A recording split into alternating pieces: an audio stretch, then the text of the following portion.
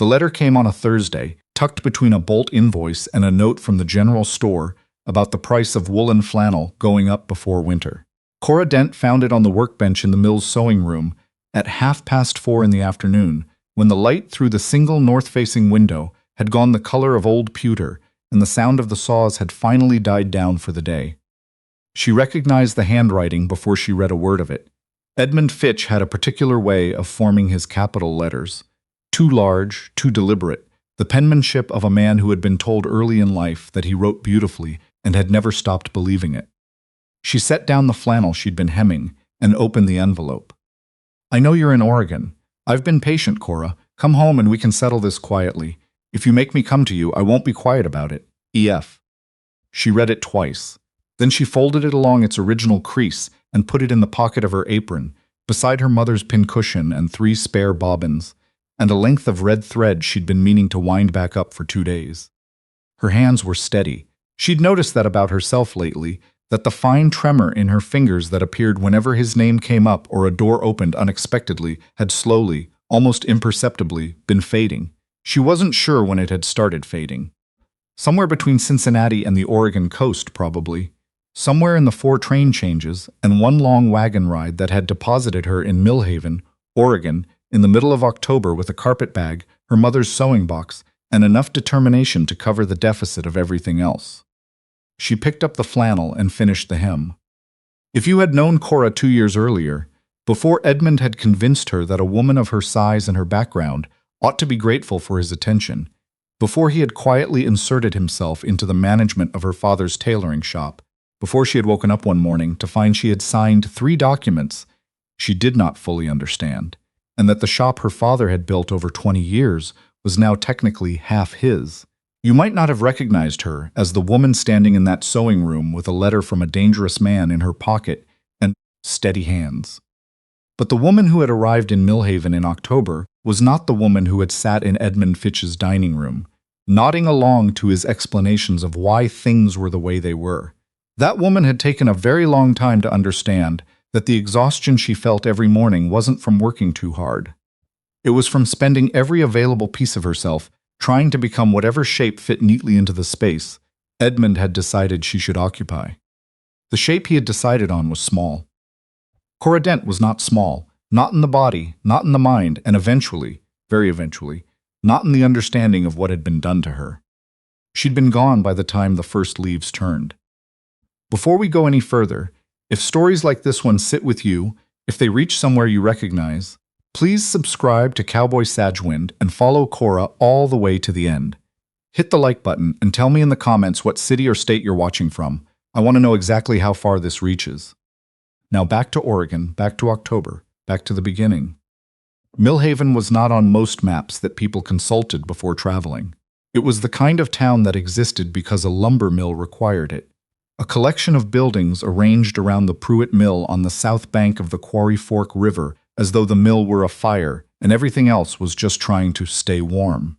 There was a general store, a boarding house run by a woman named Tilda Greer, who charged fair rates and asked no questions she didn't need answered, a church that held services twice a month because the Reverend split his time with 2 other towns, and a post office that was also a barber shop that was also, on Friday evenings, a place where men played cards. The mill was the reason for all of it. August Pruitt was the reason for the mill, in the sense that it had belonged to his father, and then to him, which was the particular kind of ownership that comes not from choosing a thing, but from being handed it and deciding not to let it fall. He was 39 when Cora arrived, tall, dark-haired, going gray at the temples, with the kind of face that weathering had made more interesting rather than less. He moved through the mill yard with the economy of someone who knew every board and bolt of the place, and had stopped needing to look at things directly because his body already knew where they were.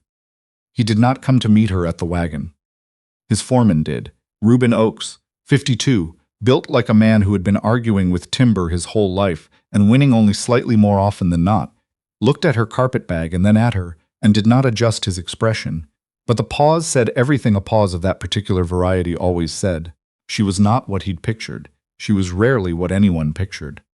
She was 28 years old, full-figured, with brown hair she kept in a practical knot, and hands already calloused from 2 decades of needle and scissors. She was not delicate. She had never been delicate. Edmund had spent 2 years implying this was something she ought to apologize for. "You the seamstress?" Reuben said. "I am, Cora Dent." He looked at her bag, sewing rooms in the East Building. He didn't offer to carry anything. She followed him across the mill yard with her bag in one hand and her mother's sewing box, cedar, hinged, worn smooth from 30 years of handling, tucked under her other arm. The sewing room turned out to be a narrow space off the main equipment shed, with one north-facing window, a stove that needed cleaning, a work table that had been used for everything except sewing, and shelves stacked with bolts of canvas and denim in various states of disorganization. She stood in the doorway and breathed. Reuben said the mill hands went through work pants at a rate she wouldn't believe. Shirts, too. The last woman couldn't manage the pace. She asked what pace. He named it. She calculated it was manageable, but only if the workspace was organized. "I'll need the shelves sorted," she said, "and the stove cleaned. And I'd like to know where the supply invoices go, because I'll want to track what we're using." Reuben looked at her the way a man looks when competence arrives faster than expected, and he hasn't figured out where to put it. "I'll see about the invoices," he said, and left. She set her mother's sewing box on the cleanest part of the shelf at eye level and started rolling up her sleeves. She was still reorganizing at 9 that night when August appeared in the doorway. He looked at the transformed room, sorted bolts, clean stove, work table clear, her tools laid out in the exact order she always used, and something moved in his face briefly that she couldn't read. "You started," he said. "The room needed it." "I know." He said it the way people say things they've been meaning to address for a long time. "I'm August Pruitt. The terms are simple. You sew for the mill, handle repairs, you're free to do outside work if you can manage it alongside. The East Conkhouse is for the hands. The main house," he stopped. "The main house is for family." "I understand." "The upper floor is completely off limits." He said it with the flatness of someone who had said it before and found it necessary to say again. "My daughter." And then the sentence simply stopped, like it had run into something solid. He started again. "She doesn't interact with people she doesn't know. If you see her, give her space. She'll come to things in her own time, if she's going to come to them at all." Cora kept her expression even. "How old is she?" A pause. 7. He left. She stood alone in the organized sewing room and thought about a 7-year-old she hadn't met yet, and about the particular way August had stopped in the middle of that sentence, and about how grief sat differently in different people. In some it came out loud. In others it calcified into exactly that kind of silence. The practice stopped before the sentence went somewhere too painful to finish. She opened her mother's sewing box. Inside, along with the spools and bobbins, was a quilt square she'd been working on since Cincinnati. Her mother had started it, a log cabin block, built from strips of fabric that radiated out from a center square in alternating light and dark. She'd left the last 3 strips unfinished when she died. Cora had been adding to it ever since, a strip at a time, different fabrics from different places. A piece of the dress she'd worn the day she left Edmund's house, a scrap of flannel bought at a depot in Missouri. She didn't know when she'd finish it. The pattern only made sense if you kept adding. She tucked it back and went to check on the stove. The first drawing appeared on her second morning. A small piece of paper in the center of her work table, weighed down by her own seam ripper, a bird, wings spread, every feather line drawn with individual care. She stood and looked at it for a long time. Then she pinned it to the wall above the work table, at the corner where the light hit best, and went on with the day. She didn't look up when she heard footsteps in the doorway. She kept her hands moving on whatever she was cutting. The steps always stopped and then retreated. She let them. She had spent enough time around frightened things to know that reaching toward something before it decided you were safe was the surest way to lose it. On the 12th day, she set her scissors on the edge of the work table, nearest the door, said to no one in particular, "I have extras if you'd like to look," and turned back to her work. A minute later, the scissors were gone. More drawings appeared, 3 birds, then a needle-trailing thread, then a window with rain, each one placed with the same careful precision. She added them to the wall, one by one. The collection grew. She said nothing about it. By the end of the first week, the mill hands had been skeptical, in the managed, polite way of people who had already privately concluded she wouldn't be there long enough to matter. She knew the look. She'd been receiving it her whole life. She let the work answer it. The first thing she noticed was that the work pants wore out fastest at the inner thigh and the knee, places where men knelt on rough bark or where canvas rubbed against the sawhorses. She doubled the material there without being asked, adding a reinforcing layer inside the seam, invisible from the outside. The second week, a young hand named Pete came to the sewing room and looked at his repaired pants and said, "These don't feel right." I added reinforcement. He turned them over, found the extra layer, tested the seam with his thumb. Huh. Not a compliment, not a dismissal, just the sound of someone updating an expectation. "Try them," she said. "If they wear the same as before, I'll take it out." He came back 3 days later and handed her another pair to repair without saying a word. His posture had changed. The careful courtesy was still there, but the pity underneath it was gone. She let the work do what it needed to do, it always had. 6 weeks in, she noticed the harness covers on the high-rigging equipment were failing faster than anyone had been tracking. Single-layer canvas, softening in the Oregon rain, wearing through in ways that made the riggers' handholds unreliable. She spent 2 evenings calculating the solution, doubled oilcloth outside, rubberized flannel inside, and then spent 3 days making the new covers without telling anyone what she was doing or why. The following week, August stopped in the sewing room doorway. "Reuben says there have been no early pull injuries since the new harness covers went up," he said. "The gripping surface was slipping," she said. "The fix wasn't complicated." He looked at her. Not the cataloging look she was used to, the one that moved from face to figure and back in a triangle of assessment. He looked at her like he was looking at a fact of the world. She filed that away for later. The letter from Edmund arrived on a Thursday. She'd known it was coming the way you know weather coming in Oregon. Not because you can see it yet, but because something in the air changes first. A reporter from the Millhaven Courier had written, 2 weeks earlier, about the mill's improved safety numbers. He had mentioned the seamstress who redesigned the harness equipment covers. He had used her name. She read the letter twice, put it in her apron pocket, and finished her workday. That night she found August in the mill office with the ledgers, and she came in, sat across from him without waiting to be invited, and put the letter on the desk between them. He read it. His face went through several things and settled on something quiet and very still. "Tell me all of it," he said. She hadn't told anyone.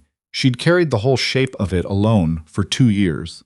Not because she didn't trust people, but because trusting people with something fragile and finding they couldn't hold, it was a particular kind of loss she'd stopped wanting to repeat. She looked at August Pruitt and she told him everything, the documents, what they actually said, and what Edmund had told her they said, the tailoring shop her father had built. The way Edmund's explanations had always been individually reasonable, and collectively a cage she hadn't seen until she was already fully inside it. She pushed up her left sleeve and showed him the scar along her forearm. Long, silvery, faded now, but still visible in the lamplight.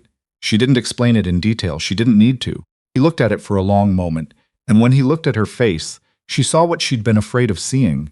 And it was not pity, which she would have closed down instantly. It was something controlled and very, very quiet.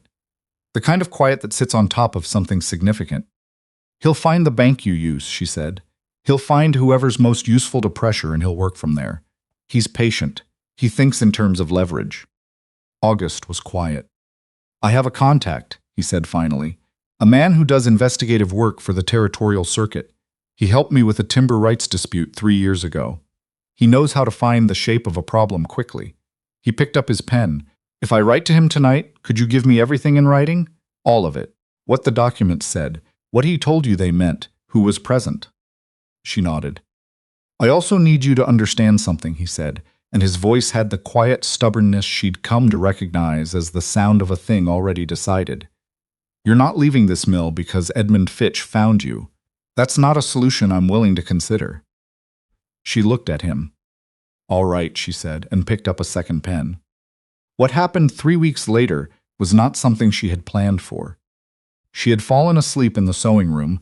It happened sometimes when the work ran late and the stove was warm, and she woke to a sound from the main house. Not a scream. Quieter, and worse for it, the kind of sound that belonged to the space between dreaming and waking, where the worst things live. She was through the connecting door before she was fully conscious of the decision. B's room, second door on the left, light under it. She pushed the door open. The girl was sitting up in bed with her eyes open and seeing nothing, the specific absence of a night terror, awake on the wrong side of consciousness, shaking, 7 years old, and shaking like something exposed to cold for too long. Cora sat on the edge of the bed and took B's hands, both of them, not squeezing, just present. "Hey," she said, level, unhurried. "Certain. You're in your room. I'm Cora. I work in the sewing room downstairs. You're okay. The shaking is your body remembering something that isn't happening right now. Your body's going to catch up to right now in a minute." She kept talking. She talked about her mother's sewing box, about the quilt, the log cabin pattern, light strips and dark strips, building out from a center square, how you didn't know what the finished pattern would look like until you'd made enough blocks to see the whole thing. She became aware of August in the doorway. She didn't look up. "She's coming back," she said. "She just needs another minute." Slowly the rigidity eased. Bia's breathing changed. Her eyes focused, slowly, then all at once, and she looked at Cora with an expression that Cora recognized from the inside, the expression of someone surprised to find themselves not alone. "There you are," Cora said. Bia looked at her for a long moment. Then she looked past Cora at her father in the doorway, and back at Cora, and she leaned forward and put her head against Cora's arm and closed her eyes. Cora sat very still. She heard August come into the room, heard the careful way he put his hand on his daughter's hair. The three of them stayed like that until Bia's breathing deepened into sleep. When Cora stood and moved toward the door, August said, very quiet, "You knew how to do that, how to reach her." She thought about several answers. "I've been inside something that felt like that," she said. "You learn what it takes to get out." He absorbed that. "Thank you," he said. She went back downstairs and sat at the work table, with her hands flat on the fabric for a moment, not crying, just acknowledging that something had shifted in this house tonight in a way that couldn't be undone. She wasn't sure she wanted it undone. Edmund arrived in Millhaven on a Tuesday.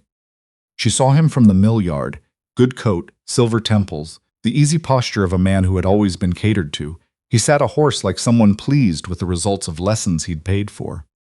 He looked smaller than she remembered. That was always the first thing, when you finally faced someone you'd been afraid of. The version you'd been carrying was larger than the real one. He saw her and smiled. "Cora," he said, warm, unchanged. August came out from the mill office in work clothes and sawdust, and he said his name and that this was his mill. Edmund looked at him the way he looked at everything, quickly, assessing for usefulness or obstacle. He asked to speak with her privately. August said there was no private. Edmund's voice went careful and gentle, the way it always went gentle when he was about to do the most damage. He said she'd been through a hard time, said he was worried about her, said the kind thing, the practical thing, would be to come back and settle the documents before this became something neither of them wanted. She let him finish.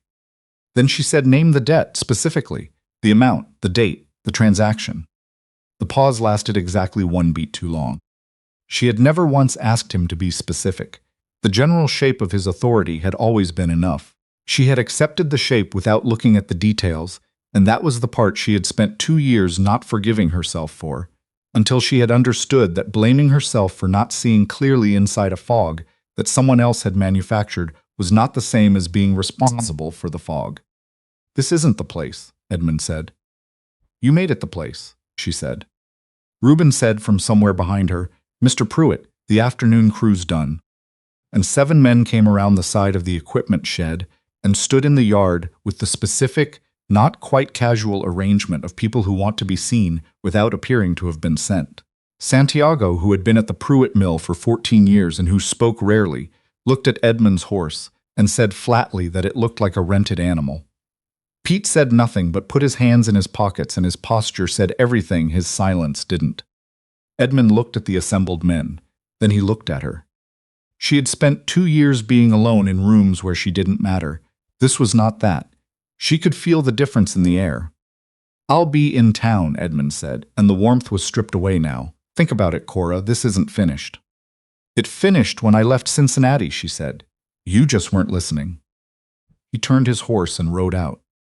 Reuben watched him go and said, without turning around, "You should have told us sooner." "It wasn't your problem." "It is now." August's contact arrived from Portland 10 days later. His name was Daniel Farrow, somewhere in his mid-50s, with a coat repaired at both cuffs and the stillness of someone who had spent a long career learning that watching was more useful than hurry. He sat at the mill office table with 3 folders. Edmund Fitch is known to the Territorial Circuit's fraud office, he said, not by case file, by pattern. He opened the first folder. 2 women before you in the past 6 years, both in Ohio. Both left relationships with Fitch under circumstances he described publicly as the women's instability. Both signed documents they said they hadn't understood. He paused. One challenged him in county court. The case was settled privately and the terms sealed. Cora kept her hands flat on the table. The second woman is in Columbus, Farrow said. Her name is Adelaide Hurst. She's been looking quietly for other women willing to come forward. He placed an address card on the table. She asked me to give you this, if you were willing to speak. Cora picked it up. What does a formal proceeding mean? She asked. Public record, his lawyers, and he keeps good ones. Your history examined in ways that aren't comfortable. He paused. It also means the forged element of the original document becomes the central issue. Forged intent in a commercial contract across state lines carries federal weight. She thought about Edmund saying, "Come home in the mill yard," with 7 men standing behind her, and the words landing differently than they ever had when she was alone. She thought about Adelaide Hurst in Columbus, searching for months. "Can I write to her?" she said. Farrow produced a second card. Adelaide had asked him to pass it along specifically if Cora was willing. She held both cards. "I'll testify," she said. Farrow nodded. No flourish, just acknowledgement.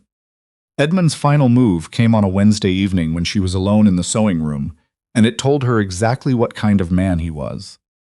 He came in without knocking, closed the door behind him, looked around the room, at the ordered bolts, the wall of B's pencil drawings, the quilt square pinned above her mother's sewing box, with the same pricing expression he used on everything, appraising, never valuing.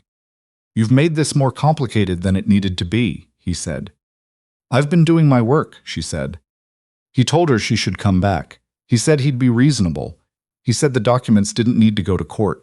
Then, when she said no, his voice shifted register, flatter, factual, the pleasantness stripped down to wire, and he said he had spoken directly with the mill's bank, not through intermediaries, but directly, and that he had a meeting with the Territorial Land Office next week about questions regarding the Pruitt title registration that he thought would prove very time-consuming. The door opened. August came in from the yard with Reuben 1 step behind him. He took in the room. He looked at Edmund. He said Edmund was on his property without invitation, and that was called trespassing. He asked Cora if she was all right. She said yes. He looked back at Edmund with the complete absence of heat that was somehow more effective than anger. "Daniel Farrow sends his regards," August said, "and so does Adelaide Hurst." The silence in the sewing room lasted 4 full seconds. Edmund left without another word. Cora stood at the work table afterward, with her hands finally shaking, now that it was over, now that she'd made it to the other side of the moment, and she breathed through it until her hands steadied, because she had learned by now that the shaking after meant something different than the shaking before. The shaking after meant she was still standing. The territorial proceeding was 3 months later in Portland, uncomfortable, clinical. Edmund's lawyers did exactly what she'd told August they would do, arranged the true parts of the story into the most damaging possible sequence, questioned her choices, questioned her memory, questioned the reliability of a woman who had, after all, left a situation voluntarily, and then built something of her own, which they implied was suspicious in ways they never quite named. She testified for 3.5 hours. She told the truth. Adelaide Hurst testified.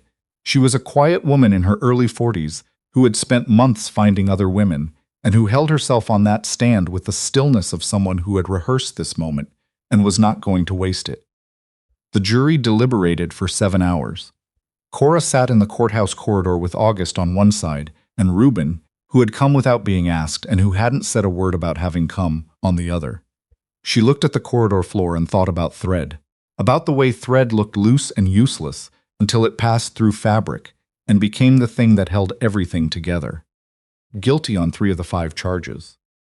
Not everything, not the complete accounting she might have wanted in a world that worked on complete justice, but enough. The fraud conviction was enough. The forged intent was established on the public record, which meant the tailoring shop resolved itself within 40 days without a separate filing. Edmund looked at her once as he left the courthouse. She met his eyes. He looked away first. She walked out into the February rain with August's hand in hers. It had happened sometime around the 5th hour of waiting, and neither of them had mentioned it, and she stood on the courthouse steps and breathed the cold, wet air. Not relief, exactly, not the dramatic clearing she'd imagined. Just the solid, ordinary sensation of having gone through something hard all the way to the end, and finding herself still standing on the other side of it. That was enough. Bea spoke for the first time on a Tuesday morning in March, not to Cora exactly, to the quilt. Cora had brought the quilt square down to the sewing room, and was explaining the log cabin pattern without looking up, light strips and dark strips, building out from the center, and how you added new fabric as you found it, and didn't worry too much about whether it matched exactly, because the pattern wasn't about matching, it was about accumulation. Bea said from the doorway, "What's the middle piece?" Cora kept her hands moving on the fabric. Her throat did something complicated. "That was my mother's," she said. "She chose it." "What color is it?" "Red." A pause. "Red is the right color for the middle," Bea said, with the certainty of a 7-year-old who has thought about something and arrived at a conclusion she has no intention of reconsidering. Cora set the quilt down and looked at her. "I think so too," she said. Bea came all the way into the sewing room for the first time, crossed to the work table, and sat on the stool beside Cora as though she had done it 100 times before. She didn't ask permission, she just sat. Cora handed her a strip of blue wool and a needle already threaded. "Like this," she said. They married in the mill yard in June because neither of them wanted anywhere else. Tilda Greer came and cried and stated firmly that she was not crying. Reuben shook August's hand with his whole arm and told Cora the supply invoices were in good order, which was the most Reuben-shaped compliment she had ever received. Santiago stood to one side with his hat in his hands and the expression of a man who was deeply moved and had no intention of advertising it. Pete cried openly and seemed unbothered by it, which she had always liked about him. Bea stood between them and held Cora's hand through the whole ceremony, with the serious attention she brought to things she had decided mattered. Afterward, in the noise and the food, and the particular warmth of a gathering where nobody was performing happiness, Bea tugged on Cora's sleeve. Cora crouched down. Bea looked at her with the same directness she'd had since the first morning she'd sat on the stool in the sewing room, and decided, without ceremony, that this was where she belonged. "Can I call you Mama?" she said. It landed differently than Cora had expected. Not heavy, not complicated, like a strip of fabric slipping into place in a pattern that had been building, one piece at a time for longer than she'd known. "If that's what you want," Cora said. Bea considered this with her characteristic gravity.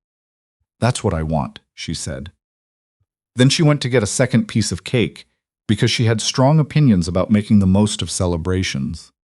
In the years that followed, Millhaven grew in the way that towns grow when the mill stays solvent and the people in it stop leaving. Reuben worked until he decided to retire, and then came back 3 months later because he hadn't liked it, which surprised no one. Santiago's nephew came to work at the mill and proved twice as talkative as his uncle, which Santiago regarded with baffled pride. Tilda Greer expanded the boarding house and put blackthorn bread, no, Pruitt bakery goods, in the window. Cora hired 4 women over the years, and taught each of them not just the craft but the arithmetic of running something. How to read a supply contract. How to recognize a bad deal before you'd signed it. How to say no without apology. Adelaide Hurst came to visit the summer after the trial and stayed 2 weeks and left with a quilt pattern, a log cabin block, in center square, tucked in her bag. Bea grew up opinionated and precise and went to study law in San Francisco, which made a certain kind of sense to everyone who had watched her grow. She came home for Christmas every year and argued cheerfully with her father about everything except the quality of Cora's work, which she considered a settled matter not worth debating. One morning, many years after the courthouse steps and the June wedding and all the accumulation of ordinary life between them, Cora stood at the sewing room window in the early dark before anyone else was awake, holding her coffee, looking at the mill yard and the river and the mountains beyond going pale at the edges. The sewing box was on its shelf where it had always been. The finished quilt was folded on the chair by the stove, 47 different fabrics, and Bea had catalogued every one of them and demanded the story behind each piece and remembered them all. August came in and stood beside her. "You're up early," he said. "I'm always up early." "I know." He was quiet for a moment. "Bea writes that she's taking a new case, forged land deed in Sacramento." "Of course she is," Cora said. He almost smiled. She learned from someone. She drank her coffee and watched the light change over the mountains. She thought about Cincinnati without bitterness, just with the clear-eyed accounting you can only do from a long enough distance. She had come to Oregon carrying a carpetbag and a cedar box and 2 years of believing, in the smallest, quietest part of herself, that the things Edmund had said about her might have been partially true. They had not been true. Not a word of them. She had kept her mother's pattern alive. She had added to it, one strip at a time, through everything, and look what it had grown into. The mountains were going gold at the edges. Inside the sewing room, behind them, the work was waiting. She finished her coffee and went to begin.